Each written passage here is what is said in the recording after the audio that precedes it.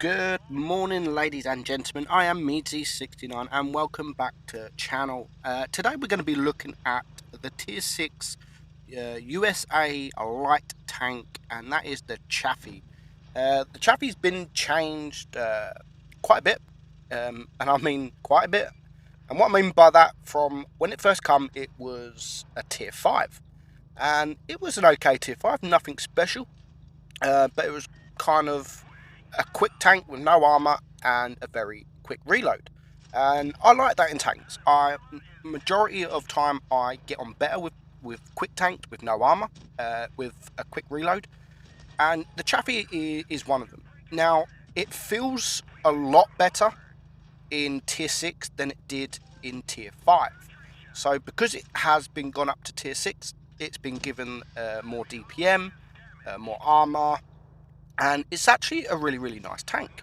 The reload is 4.89 seconds, so 4.9 seconds, and the DPM is 1965. Now, if you compare that to a VK2801, which is 1701 DPM, so it has over 250 DPM more than the VK2801.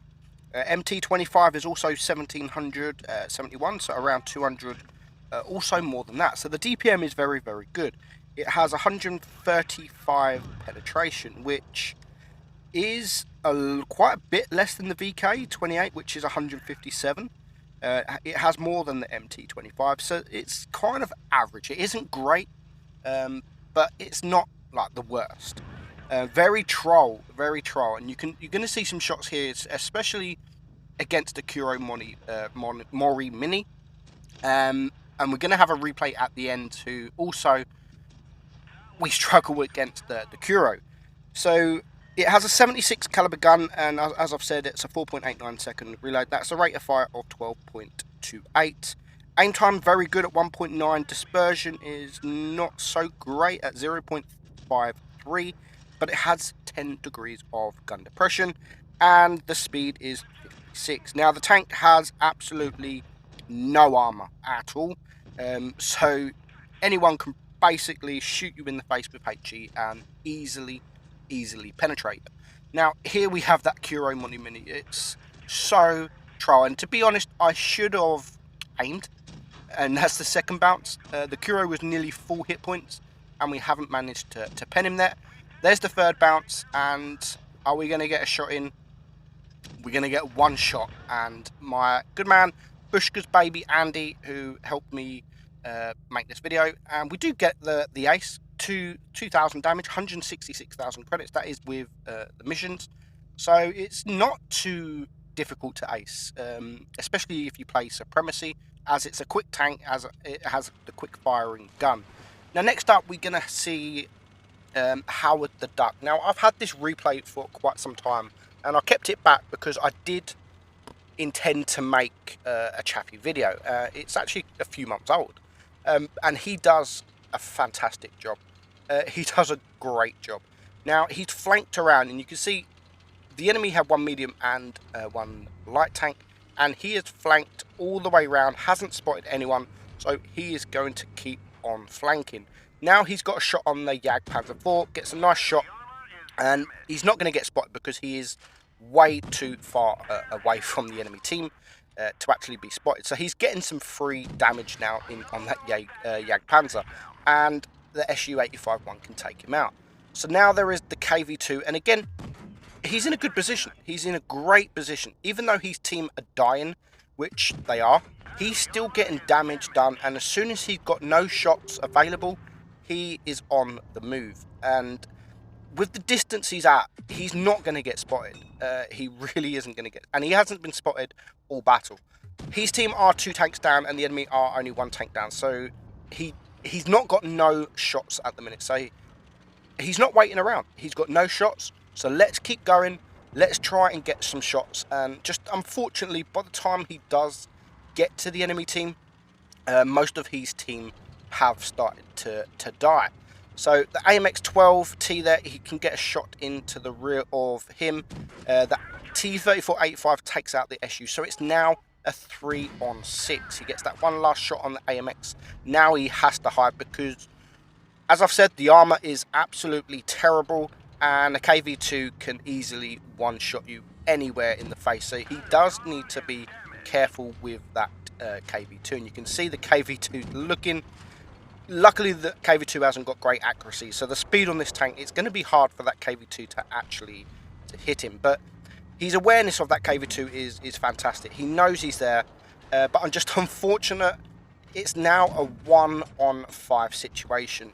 He's already done 1200 damage, so he's done quite a bit of damage already, and he's still full hit points, but he's got a hell of a lot of work to do. If he wants to win this, he needs to take out those lower HP tanks. So the T-34 85 is on a one shot. The KV-1, he has got shots off, and he's just going to wait there. He's going to wait for the team to push.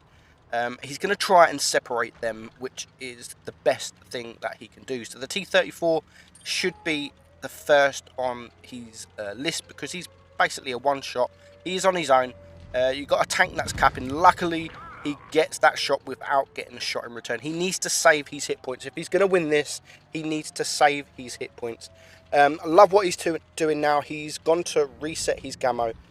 He's gone up the hill. He's going to try and spot. There we go. He's spotted the KV-1, and he's going to get a shot on him, and he's going to get back behind the rock. Unfortunately, he does get spotted, but the KV-1 misses. He's going to reload before the KV-1, which means he can clear him. So it's now a 1-on-3 situation. Now, we know that there is a KV-2. He has lost a little bit of hit points, and we know that there now is the KV-1 in cap. Me personally, I wouldn't come here. I would ignore the cap for now. But he knows what he's doing. He's hiding behind the buildings, which ended up being a good position. Takes the KV down to a one-shot, and he does clear him. He does take one shot in return, which isn't a major thing, because, as I've said, there is an AT and a KV2 left, and he was a one-shot from the KV2 anyway. So there's just less than 3 minutes on the clock. He's got a KV2 to deal with and an AT5. Now, if he can clear that KV2, this map is big enough and open enough for him to actually get behind an 82, sorry, not 85, 82 at tier 5. So now it's looking much more possible for him to win, as long as he doesn't get that shot from the KV2. He needs to find him. Hopefully they're not together, but it's an 82. It doesn't really matter at this point if they're together, but he does need to ignore that 82 and get rid of that KV2 as soon as possible. But at the minute, he's not spotted. He's not spotting anyone. You can see that is where the KV2 last was. He's not getting spotted, and the time is running down. So he's got 2 minutes left on the clock, and he's got quite a few hit points to get through. There is the KV2. He's been spotted, and it's going to take him around 3 shots to clear him. So he needs to either rush him and try and circle him, or get him from a distance where he doesn't get spotted. But still, we're not sure where that AT2 is. He hasn't been spotted basically all game. We haven't seen him. But we need to take out that KV2. And there is the AT2. He gets a shot off on the AT2, which gets himself spotted. He misses that second shot. Now, as I've said, this is where I wouldn't sit in front of an AT2. I would now reset the camo. The time is running down. He needs to ignore that that AT2, but he is getting shots off. He is doing damage, and here comes the KV2. So now this is where he needs to reset his camo and rush in to that KV2. No point coming out now, and you can see here he's just reset his camo. He knows that, and here he has gone to rush. He was expecting to spot the KV2. He's been spotted. There is the KV2. Gets a nice shot into the KV2, but it's still going to take him 2 more shots to clear him. So he needs to either now reset his camo and rush at a different angle, or literally just bait a shot like he did that 82. Misses that shot. 30 seconds left on the clock. There's the KV2, and what a miss from that KV2. That was a match-winning miss there, and Howard knows exactly what he's doing. 20 seconds left on the clock. He's rushed the KV. He knows he can take him out before the KV reloads. And now all he needs to do, I was quite surprised with this.